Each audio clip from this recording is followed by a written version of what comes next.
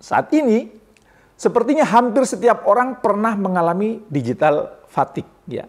Bedanya, ada yang sadar kemudian memperbaiki diri, dan ada yang tidak sadar kalau dirinya terpapar digital fatigue, ya, atau kelelahan digital.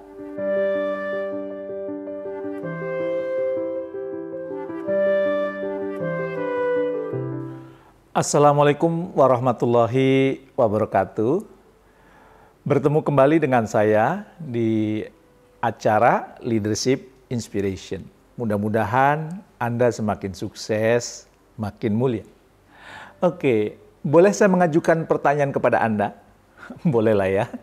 Pertanyaannya adalah, berapa waktu yang Anda habiskan dalam satu hari untuk berurusan dengan perangkat digital dengan teknologi, ya.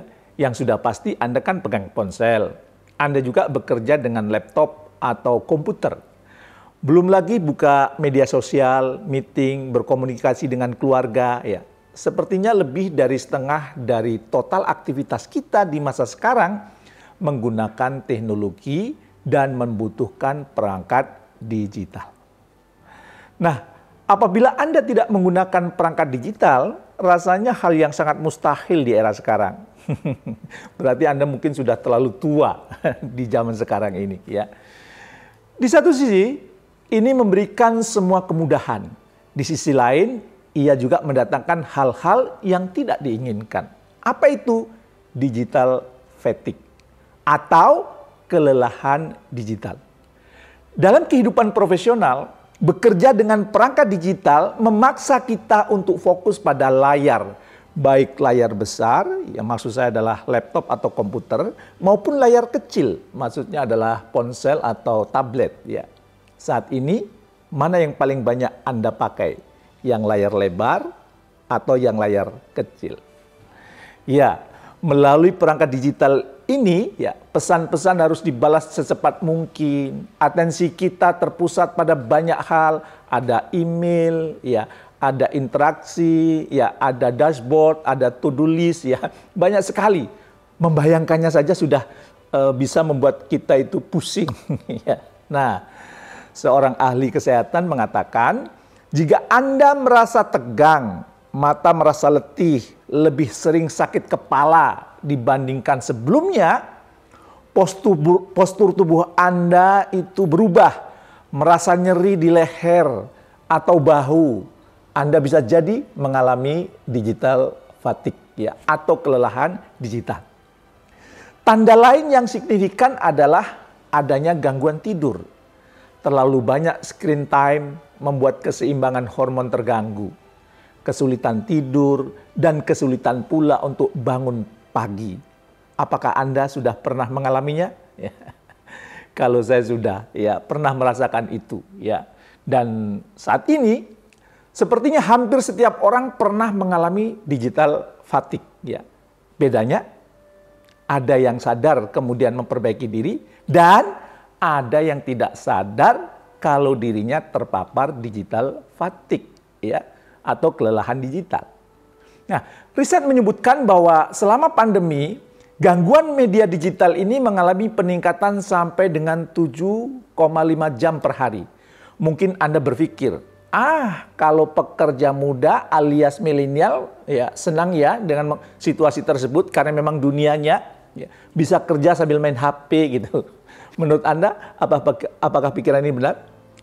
Ayo coba tebak, apakah generasi muda menggunakan dunia digital yang begitu panjang itu membuat mereka enjoy? Sayangnya, risetnya tidak mengatakan demikian. Mereka justru yang paling banyak merasakan gejala burnout karena merasa tidak ada batasan yang jelas antara rumah dengan kantor. Pekerjaan selalu hadir dan menuntut perhatiannya. Mereka seolah-olah merasa harus bekerja 24 jam setiap hari, 7 hari setiap pekan. Jadi kayaknya nggak ada waktu selain bukan untuk bekerja gitu. Apa solusinya? Kita tidak bisa mengusir perangkat digital ini karena kita tetap membutuhkannya dalam kehidupan sehari-hari. Namun, kita bisa tetap waras, sehat, dan jauh dari digital fatigue, ya, kalau kita mau. Jangan lupa dulu ya, subscribe atau like bagi yang belum melakukannya. Nah, untuk menghindari digital fatigue, ya, pastikan sebagai pemimpin Anda melakukan hal-hal berikut ini, supaya kemudian Anda dan tim Anda tidak terkena digital fatigue. Yang pertama, adakan pertemuan rutin. Ya, sesibuk-sibuknya Anda dan anggota tim, ya, dengan pekerjaannya masing-masing, dimanapun mereka berada, sampaikan untuk bertemu secara berkala. Bisa sehari sekali, 2 hari sekali misalnya, ya, menggunakan ruang meeting online atau sekedar video atau voice call gitu ya. Yang jelas ada tatap muka, ya, walaupun mungkin hanya secara online. Namun tetap memperhatikan kondisi anggota tim. Jangan sampai niat baik kita untuk dekat dengan mereka justru membuat mereka jenuh dengan banyaknya pertemuan. Apalagi saat pertemuan online, mereka menggunakan banyak laptop, banyak HP, ya, banyak device, ya, yang itu menjadikan mereka multitasking. Itu mempercepat lelah. Hal ini justru, ya, kalau banyak multitasking membuat mereka semakin stres, bisa sampai depresi, ya. Nah, jika memungkinkan, disarankan untuk pertemuan tatap muka, misalnya seminggu sekali, ya, ketemu fisik. Tidak hanya membicarakan pekerjaan, justru gunakan momen ini untuk mengenali anggota tim Anda lebih mendalam. Hal ini akan membuat anggota tim Anda merasa Anda tulus melibatkan mereka untuk menjadi bagian dari tim Anda. Ngopi-ngopilah sekali-kali gitu ya. Yang kedua, Anda perlu cek dan recheck dukungan perangkat dan teknologi yang dibutuhkan untuk mereka. Apakah software sudah diupdate ya ke IT kantor, ya, apakah laptop masih berfungsi dengan baik, ya. Terkadang masalah sinyal yang ada itu bisa membuat frustasi, ya. Anda dapat berperan dalam memastikan mereka sudah memiliki situasi digital yang kondusif untuk bekerja dan berikan informasi yang diperlukan sejauh kewenangan Anda. Itu akan membuat mereka enjoy, asik karena daya mendukung ya pekerjaan mereka. Adanya gangguan atau kelambatan sinyal saat menggunakan perangkat digital akan mempercepat proses kelelahan kita dan anggota tim kita, ya. Maka Anda pun perlu mempertimbangkan menggunakan beberapa provider layanan internet, ya, agar saat satu provider lain bermasalah, ya, ada provider lain yang masih bisa digunakan untuk bekerja. Karena itu sekarang itu kayak nyawa, ya, dalam sebuah kegiatan pekerjaan, ya, sinyal itu, ya. Nah, perkembangan teknologi sangatlah cepat. Anda perlu lebih peka apakah perangkat dan aplikasi yang Anda gunakan masih relevan atau sudah kadaluarsa. Bercengkrama dengan yang lebih muda, yang lebih menguasai perkembangan dunia saat ini, itu akan membantu Anda untuk mempertimbangkan apakah ini perlu diupdate atau tidak, apa perlu diupgrade atau tidak, ya. Dan yang ketiga, sederhanakan cara berkomunikasi, ya, dan bekerja dengan menggunakan digital, ya. Sudah sangat banyak tipe yang bisa Anda dapatkan terkait pembangunan komunikasi dengan anggota tim, mengobrol, pendekatan, menggunakan aplikasi kerja bersama dan sebagainya.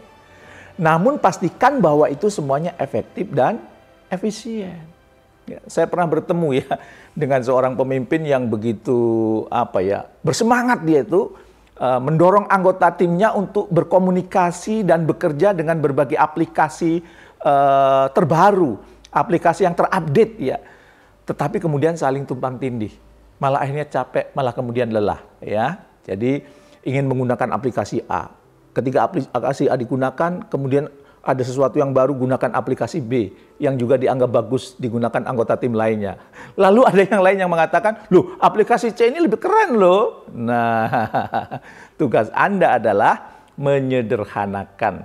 Perangkat mana yang ingin kita gunakan yang paling representatif untuk semuanya.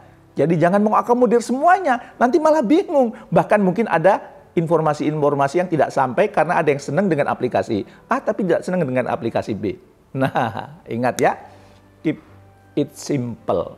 Termasuk juga dalam hal efisien waktu. Apa yang sudah dibicarakan di email tidak perlu lagi dibahas panjang lebar saat meeting, kecuali kesimpulannya.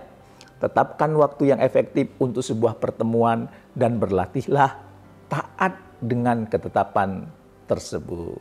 Nah, dari semua cara ya, yang tidak boleh tertinggal adalah mengenali anggota tim Anda secara personal.